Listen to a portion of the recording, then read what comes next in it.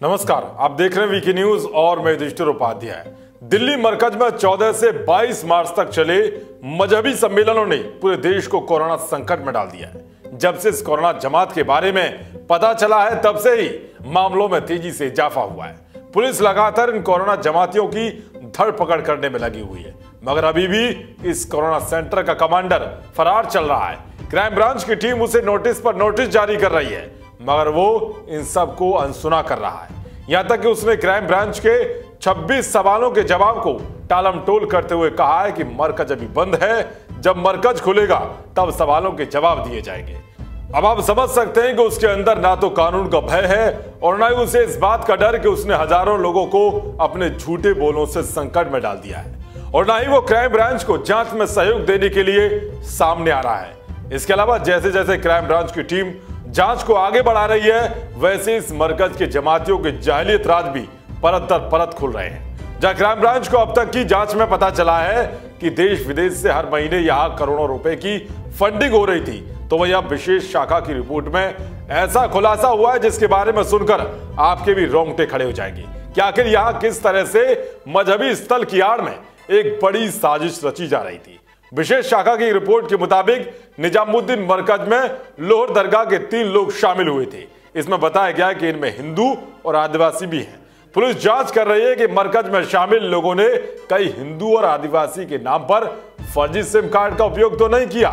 जिन 3 लोगों के नाम और मोबाइल नंबर विशेष शाखा की रिपोर्ट में दर्ज है, उन नंबरों की जांच से यह भी स्पष्ट हुआ है कि वो लोग कभी दिल्ली गए ही नहीं। इनमें से 2 मोबाइल नंबर फोन रिसीव नहीं हो रहे हैं, जबकि 1 नंबर दिल्ली में रिसीव हो रहा है। ऐसे में सवाल यह है कि जब तीनों दिल्ली गए ही नहीं, तो उनके नाम और मोबाइल नंबर निजामुद्दीन मरकज में शामिल होने वाले लोगों की सूची में कैसे आए।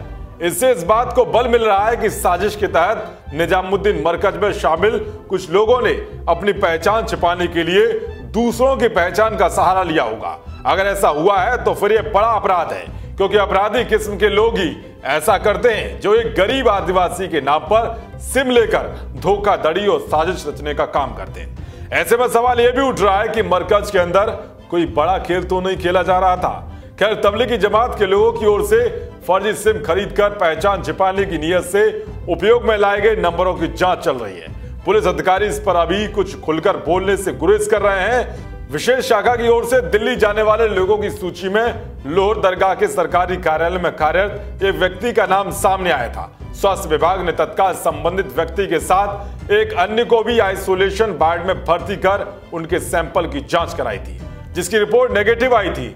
विशेष शाखा की रिपोर्ट में कहा गया था कि संबंधित व्यक्ति तबलीगी जमात में शामिल हुआ था, परंतु स्थानीय स्तर पर पड़ताल से स्पष्ट हुआ कि वो बिहार शरीफ में आयोजित जमात में शामिल हुआ था। खैर, अब इंतजार है क्राइम ब्रांच की जांच का कि क्या क्या और यहां से खुलासे सामने आते हैं। जिस तरह से मरकज से धोखाधड़ी का मामला सामने आया है, उस पर आपकी क्या राय है, कमेंट बॉक्स में जरूर बताएं। देश और दुनिया की तमाम खबरों को पाने के लिए देखते रहिए वीके न्यूज। शुक्रिया।